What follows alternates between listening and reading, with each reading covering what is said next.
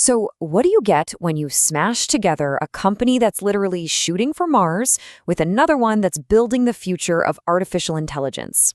Well, we're all about to find out. Elon Musk's companies, SpaceX and xAI, they've just merged, creating an absolute tech titan. But behind that massive number, there are two totally different stories about what's really going on here. Okay, let's just take a second to talk about the price tag on this thing. We are looking at a combined value of $1.25 trillion. Yeah, that's trillion with a T. I mean, to put that in perspective, that's bigger than the entire economy of a lot of countries. And most of that, about $1 trillion, is coming from SpaceX, with xAI throwing another $250 billion into the pot. A valuation like that, it doesn't just put you on the map, it kind of forces everyone to redraw the map around you. We're talking about a company that's now in the same league as Apple and Microsoft. But this merger, it's not just about becoming a financial giant. There's a much bigger question we need to ask. So what is the real story here? I mean, is this a genuinely visionary sci-fi level leap into the future, or is it just a really clever financial move to keep the whole operation from sinking? Let's dig into both sides of this. All right. First up, let's get into the official story. This is the one that sounds like it was pulled straight out of a blockbuster sci-fi movie. This is the grand, super ambitious vision for humanity's future out there in the cosmos. Yeah, Elon Musk himself, he doesn't frame this as just some corporate deal. He literally calls it an acceleration of sci-fi technologies. The whole idea is to fuse the raw power of his rockets with the brain power of AI to unlock things we've, only read about in books. And the heart of this whole vision, the core of it, is this absolutely mind-bending idea, orbital data centers. Just try to picture this for a second. A massive network of satellites, a whole constellation of them. And each one is basically a super powerful AI brain just circling the Earth, crunching insane amounts of data. And this is where it starts to sound a little less like pure science fiction and a lot more like some really clever engineering. I mean, think about it. Data centers down here on Earth are huge energy hogs. They use tons of water just for cooling. But in orbit, you just vent the heat into the literal vacuum of space, and you get to soak up pure, unfiltered solar energy. Musk is even claiming this could be the cheapest way to run AI in as little as 3 years. This right here, this just perfectly shows the insane scale of what they're talking about.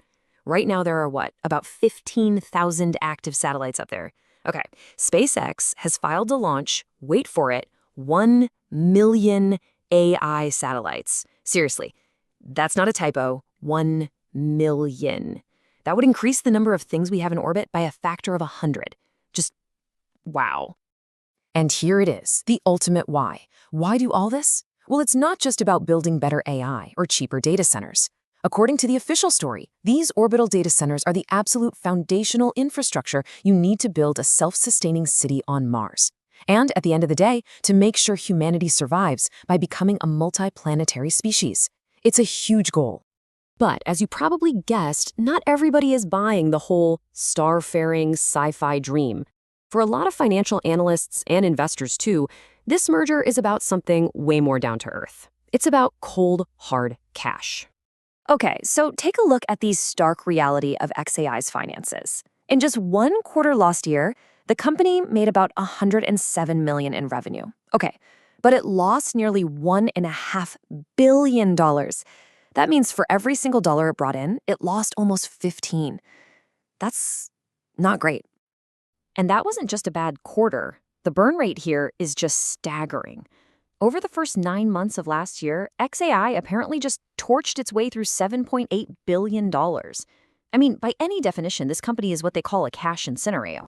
So the skeptical argument is actually painfully simple. This isn't about creating some grand synergy. It's about survival. The theory goes that xAI is just burning through money way too fast, and this whole merger is basically a way to use SpaceX's profits as a lifeline to keep xAI from going under. And, when you put the two companies side by side like this, you can totally see why people are skeptical. On one side, you have SpaceX. It's profitable, it's a game changer, it brought in $15 billion in revenue last year.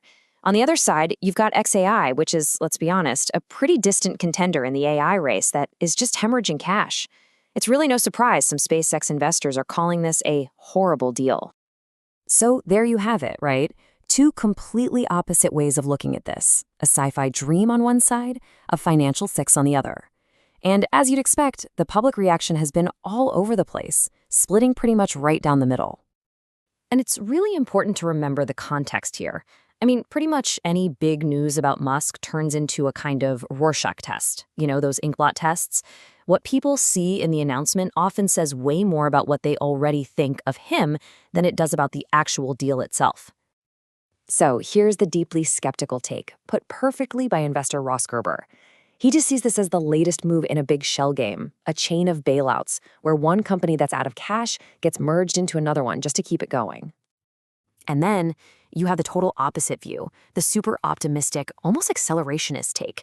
This perspective doesn't see a bailout at all. It sees this perfect, beautiful synergy, a machine that can literally turn rocket fuel into endless economic value. But that skepticism about the core technology, it's pretty strong. Here you have Nick Carter, who quotes that grand vision for space-based AI, the very idea we started with, and then just bluntly asks, does anyone believe this nonsense? He's basically challenging the entire technological foundation of the official story. And then you have this more measured, pragmatic view. Tom Nash is basically saying, look, while the idea sounds pretty extreme, SpaceX has a history of actually delivering on these seemingly impossible projects. And because of that track record, you kind of have to take it seriously. So what is it? A visionary leap forward or a financial shell game?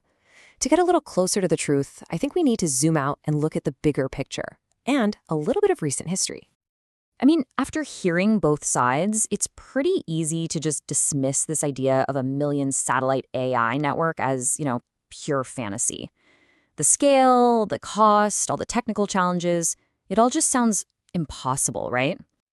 But, and this is a big but, here's the crucial context. We have absolutely been here before. When Starlink was first announced, so many experts called it a total pipe dream. They said the economics made zero sense. But then SpaceX went and dropped the cost of launching satellites by 20 times. And today, Starlink is a very real, very valuable business. Which really brings us to this final thought, a modern spin on Arthur C. Clarke's famous law.